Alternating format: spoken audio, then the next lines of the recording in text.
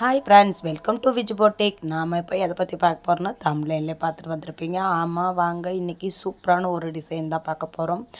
பிகினராக இருக்கிற எல்லாராலையுமே இந்த design choose பண்ணி நம்ம ஈஸியாக தச்சிட முடியும். இது எப்படி நம்ம கஷ்டமாக இருக்குமா இல்லை ஈஸியாக தான் இருக்குமா அப்படின்னு நீங்கள் யோசிச்சுட்டு உக்காந்துருக்காதீங்க. கண்டிப்பாக நம்மளால் முடியாது எதுவுமே இல்லை, நம்மளால் முடியும் அப்படின்னு நம்ம தன்னம்பிக்கையோடு இருந்தால் தான் நம்மளால் எதையுமே சாதிக்க முடியும்.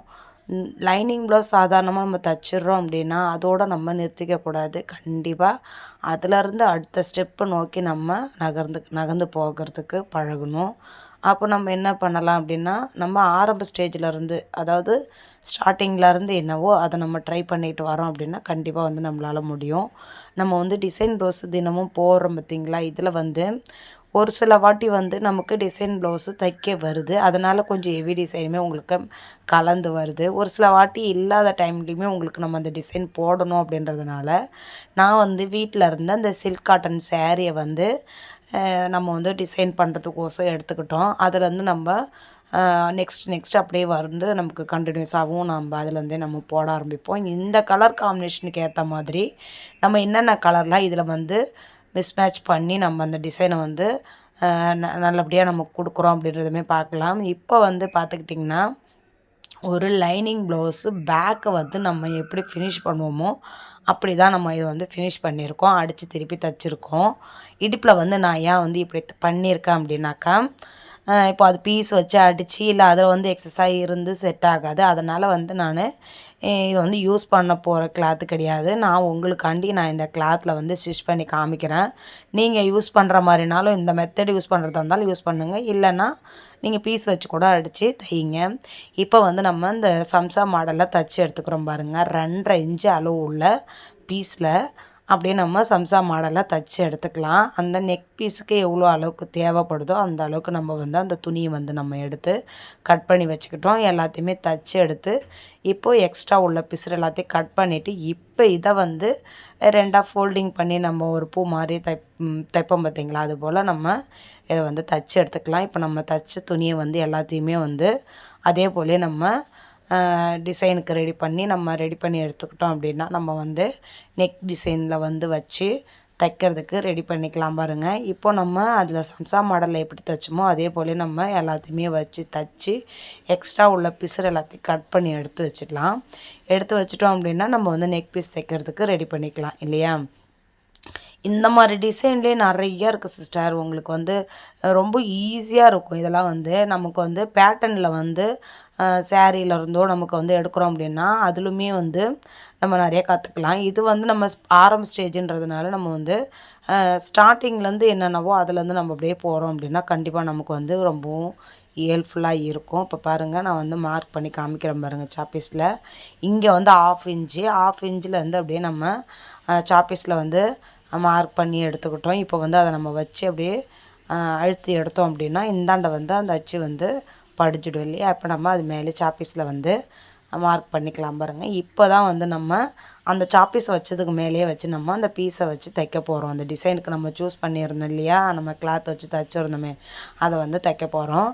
ஷோல்ட்ரு வச்சு தைக்கிறதுக்கான ஒரு 1/2 இன்ச்சு விட்டுட்டு நீங்கள் டிசைன் வைக்கிறதுக்கு இந்த மாதிரி ரெடி பண்ணுறீங்க அப்படின்னா அதை தைக்க ஆரம்பிங்க. கண்டிப்பாக ஷோல்ட்ரு ஜாயின் பண்ணும்போது அது அடிப்படும். அதனால் அதெல்லாம் கொஞ்சம் பார்த்துக்கோங்க.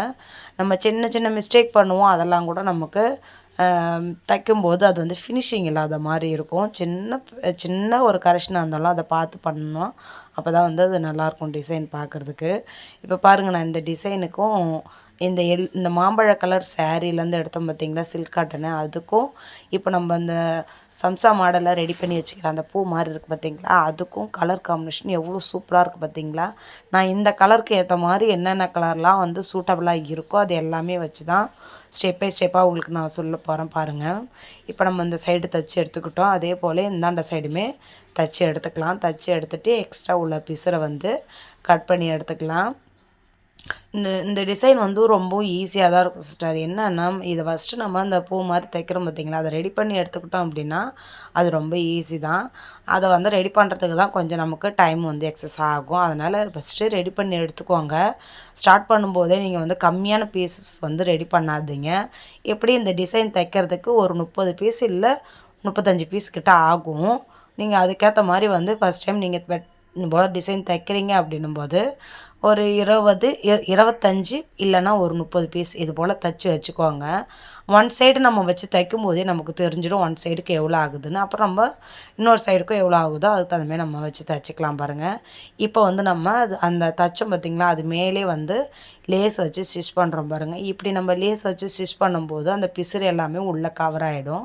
இது போல் லேஸ் வச்சு ஸ்டிச் பண்ணுறீங்க அப்படின்னா நான் எப்பயும் சொல்கிறது தான் உங்களுக்கு, லேஸ் வச்சு ஸ்டிச் பண்ணும்போது தையலை வந்து சின்னதாக வச்சுக்கோங்க. அது ரொம்பவும் நமக்கு ரொம்ப ஃபினிஷிங் வந்து நல்லா இருக்கும். சீக்கிரமாக வந்து பிரிஞ்சு வீணாகாமல் இருக்கும்.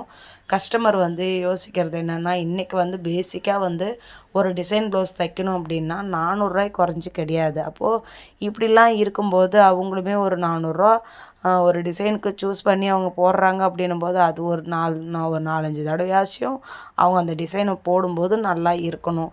2 வாட்டி போட்டுகிட்டே நல்லா இல்லை இது போல் ஆகிடுச்சு அப்படின்னு அவங்க சொல்கிற அளவுக்கு நம்ம வந்து ஸ்டிச் பண்ணி தரக்கூடாது. அதனால் வந்து அதை ஃபஸ்ட்டு வந்து நம்ம சரி பண்ணிக்கணும்.